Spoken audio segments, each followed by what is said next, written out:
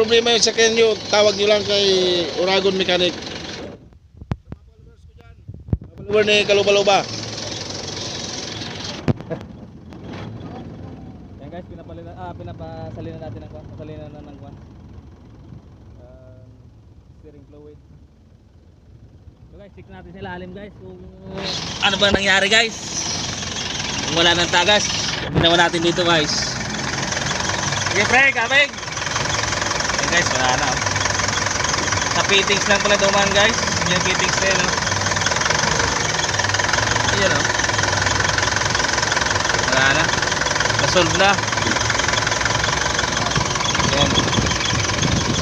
Yan lang duman guys. Yung tagas. Yan lang. Ayan. Ayan. Naliwa tayo ng kabig nyan. Pero wala ng tagas guys. Ayan.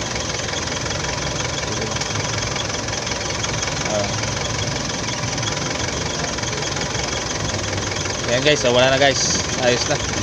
Solved na guys. Yan. Maraming salamat guys.